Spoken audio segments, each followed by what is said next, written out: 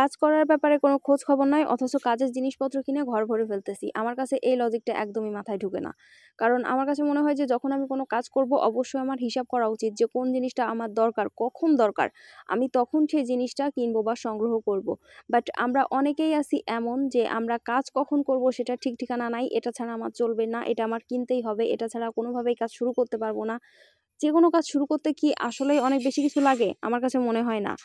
আমাকে অনেকে প্রশ্ন করেন যে, "আপু, এই যে আপনি কিসের উপর কাজ করেন?" যখনই এই যে দেখে যে আমি ২ হাত উপরে রেখে কাজ করতেছি, আমি হুপ স্ট্যান্ডের উপর কাজ করতেছি কিনা বা হুপ স্ট্যান্ডের প্রচুর পরিমাণে দাম কত দিয়ে কিনেন? অনেক, অনেক প্রশ্ন আসে। আমি আজ পর্যন্ত একটা হুপ স্ট্যান্ড কিনি নাই। কারণ আমার প্রয়োজন পড়ে না। সত্যি বলতে প্রয়োজন পড়ে না, একদমই পড়ে না। হুপ স্ট্যান্ড হলে অনেক ভালো হয়, বাট আমার প্রয়োজন পড়ে না। আমি সবসময় হাতে ধরে কাজ করতেই পছন্দ করি, বাট কিছু, কিছু কাজ আছে যা আমি এইভাবে করি। কিন্তু এটা কিন্তু যেকোনোভাবেই করা যায়। যেমনটা আমি একটা টবের উপরে রেখে কাজটা করতেছি। কোনো সমস্যাই কিন্তু আমার হচ্ছে না এইখানে টবের উপর রেখে কাজটা করতে, বা নিচে রেখেও কিন্তু এভাবে কাজ করা যায়। যেহেতু আমার সুচটা নিচের দিকে দিতে হচ্ছে না, তো আমি অনায়াসে কিন্তু এভাবে কাজ করতে পারি। বা বেশিরভাগ ক্ষেত্রে এমন হয় আমি হাতে ধরেই বা কোলের উপরে রেখেই কাজগুলা করি। আর যেহেতু ভিডিও বানানোর সময় আমি কিছু, কিছু ক্লিপ নেই, মানে কয়েক মিনিটের করে, তো সেইটুকু সময় আমি একটু সাবধানে কাজ করি। বাট পরবর্তীতে যে কাজগুলা করি সেগুলো আমি অনেক দ্রুত করি। তো সেটা যদি দেখাই তাহলে মনে হবে যে এটা কেমন টাইপের ভিডিও হয়ে গেল। মানে অনেক নড়তেছে স্বাভাবিকভাবে আমরা যেভাবে কাজ করি। বাট হুপ স্ট্যান্ড হলে আমার কাছে মনে হয় যে সমস্যাটা হয় সেটা হচ্ছে যে বারবার খোলা নামানো। যেহেতু আমরা অল্প, অল্প কাজ করি, আবার ভিডিও করি, আ আবার খানিকটা কাজ করে নিয়ে আবার ভিডিও করি, এমনটা করি। তো আমার কাছে মনে হয় যে অনেক সমস্যা হয় ওইটাতে। তো নতুন যারা আছি আমরা মনে করি যে আপু হুপ স্ট্যান্ড তো লাগবেই। নয়তো কিভাবে কি ভিডিও করব? এটা ছাড়া তো ভিডিও করা পসিবল না। আমার কাছে মনে হয় যে আগে সেলাইতে মনোযোগ দেন। আগে কাজের বিষয়ে মনোযোগ দেন। কোনটা লাগবে? কিভাবে করলে কাজটা সুন্দর হবে? আমরা যেকোনো কাজের শুরুতে যে কাজটা করি, আমরা কাজে ফোকাস কম করি। বাট কাজের জন্য কি, কি লাগবে, কি, কি সমস্যা হবে বা হবে না, এই জিনিসগুলাতে ফোকাস করি প্রচুর পরিমাণে, বা হচ্ছে না এমনটা চিন্তা করি প্রচুর পরিমাণে। বাট মেইন যে কাজটা, যে কাজের দ্বারা আপনি সাকসেস হবেন বা যে কাজটা আপনার মূল লক্ষ্য, আমরা সবসময় সেই কাজটাকে পাশে রাখি। ঠিক আছে? তো এই কারণেই কিন্তু সবথেকে বেশি ঝামেলাটা হয়। নতুন কাজ শুরু করছি, কিছুদিন করছি, হচ্ছে না। ব্যাস এই হচ্ছে নাটাই আমাদের মাথায় ঢুকে যায়, মানে খুব শক্তভাবেই। ১ম কথা, নতুনদের কাছে টাকা থাকবে না, এটাই স্বাভাবিক। খুবই অল্প পরিমাণ টাকা থাকবে যারা কাজ শুরু করবে। এটা খুবই স্বাভাবিক একটা বিষয়।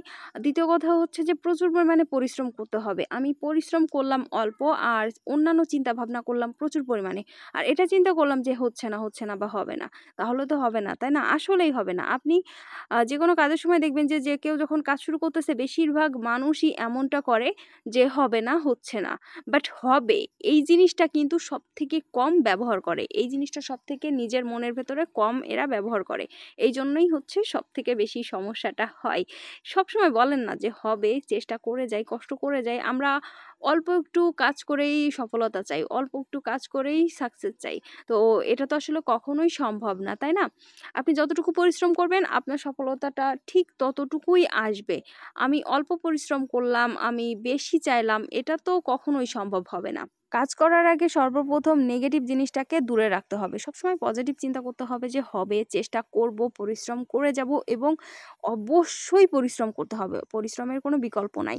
আর মরার আগে ভূত হতে আমি একদমই বিশ্বাস করি না। মরে ভূত হন, ঠিক আছে, বাট মরার আগে ভূত হওয়াটা কোন ধরনের লজিক, তাই না?